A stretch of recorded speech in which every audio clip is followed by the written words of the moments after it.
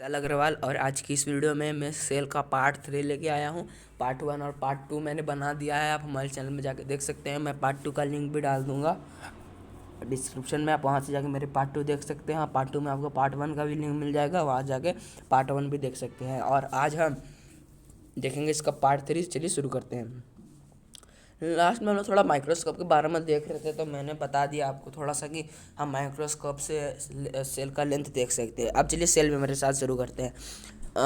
Cell membrane सारे organism में पाया जाता है। जिसके पास सेल है सारे ऑर्गेनिज्म ऑल लिविंग्स में पाया जाता है। Cell membranes are found in all living organism.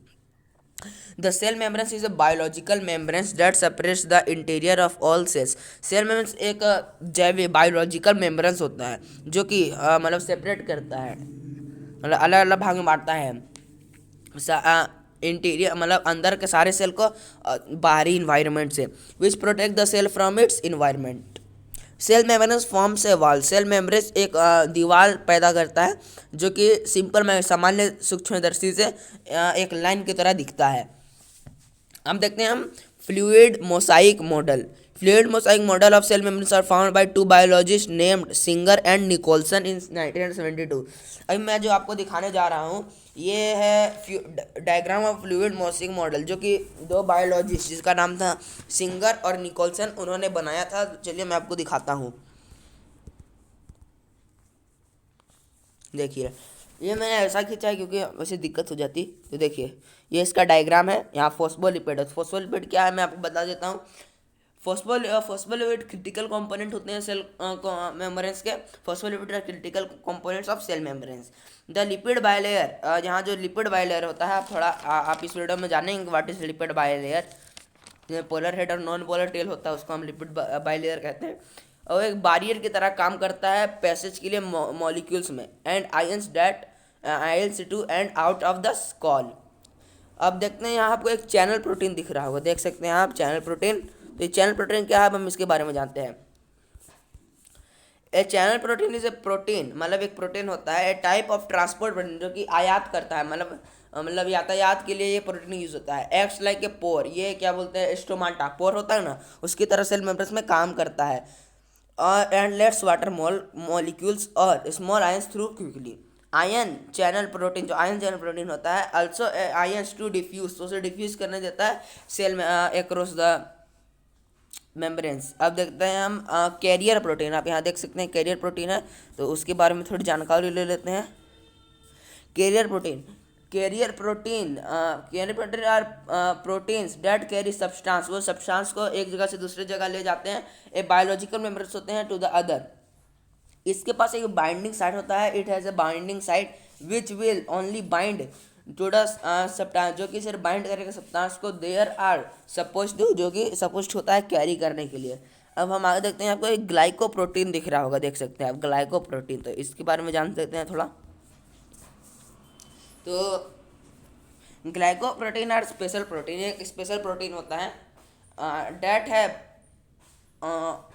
ओल्गी एचारिस्ट होता है, इसमें ओल्गी अब हायर क्लास में पढ़ेंगे इसके बारे में विस्तार से। इसके पास ओल्गी एचारिस्ट होता है जिसमें अटैच रहते हैं। Glycoprotein in the cell membranes are very important for cell to cell recognition, और ये बहुत ज़रूरी होते हैं सेल टू सेल रिकॉग्नाइजेशन के लिए। अब कोलेस्ट्रॉल के बारे में हम थोड़ा मोड़ा जानते हैं, इसके बारे में टीवी में काफ़ी ऐड आते हैं कोलेस्ट्रॉल का, देख लेते हैं कोलेस्ट्रॉल के बारे में। थोड़ी टेक्निकल फॉल्ट हो गई। Cholesterol helps to regulate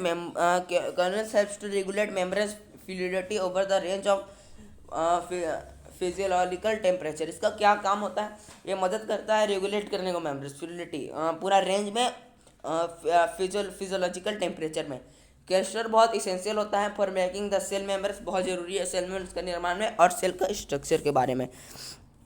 अब हम पीछे पढ़ेंगे इंटीग्रल प्रोटीन्स और पेरीपेरल प्रोटीन्स। आप इसका डायग्राम देख सकते हैं, मैं इसको बड़ा कर देता हूँ। तो चैनल प्रोटीन और कैरियर प्रोटीन को मिला के हम इंटीग्रल प्रोटीन कर सकते हैं, या फिर हम इंटीग्रल प्रोटीन को ऐसा ही बोल सकते हैं channel protein plus carrier protein equal to integral protein हम भी कर सकते हैं। और पेरीपेरल प्रोटीन को हम पीछे देखेंगे, चलिए देखते हैं। तो integral protein sometimes referred to as an, इससे कभी कभी इंटीग्रल मेम्ब्रेन प्रोटीन भी कहा जाता है। Is any protein which has a specific function region, इसके पास एक स्पेसिफिक फंक्शन होता है, फंक्शनल रीजन होता है फॉर द पर्पस। ये सिक्वेंस का काम करता है सेलुलर मेम्ब्रेन, जो आपसे पता जान लें।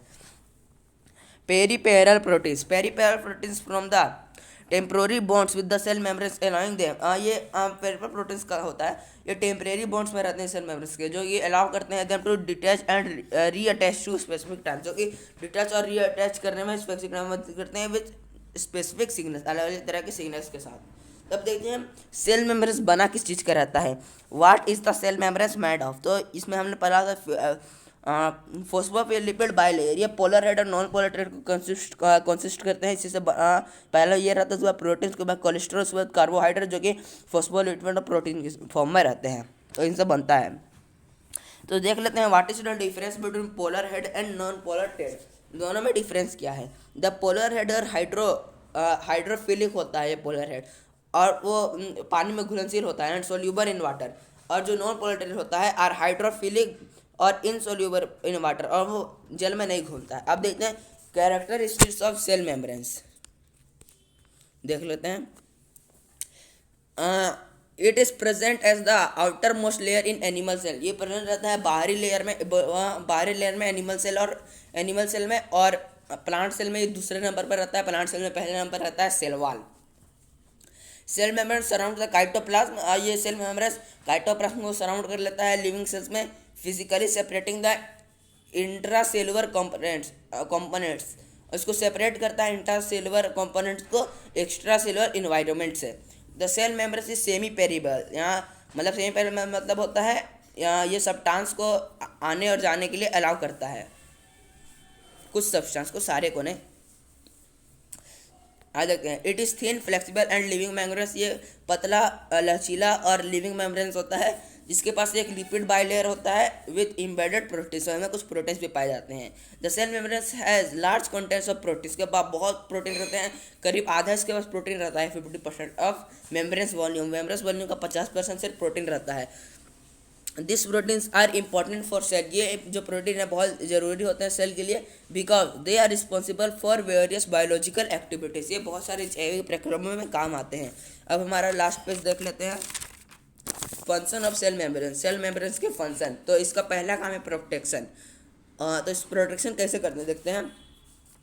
कीपिंग ऑल सेलुलर कंपोनेंट्स, जितना भी सारे सेल के कंपोनेंट्स है इनसाइड द सेल के अंदर, and allowing a cell to change shape, और सेल का जो शेप है उसको बदलने के लिए प्रोटेक्शन की ज़रूरत होती है। ट्रांसपोर्ट मतलब यातायात।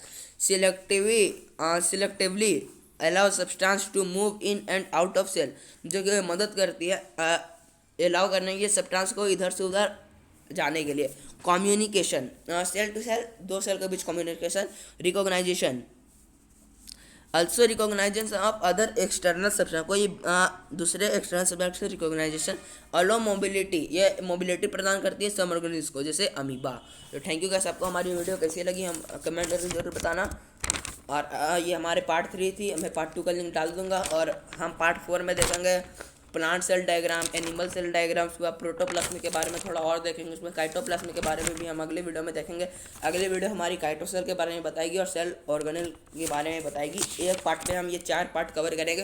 तब तक के लिए thank you very very much, और हमारे पार्ट 2 का मैं लिंक डाल दूंगा, आप उसे भी जाके देख सकते हैं।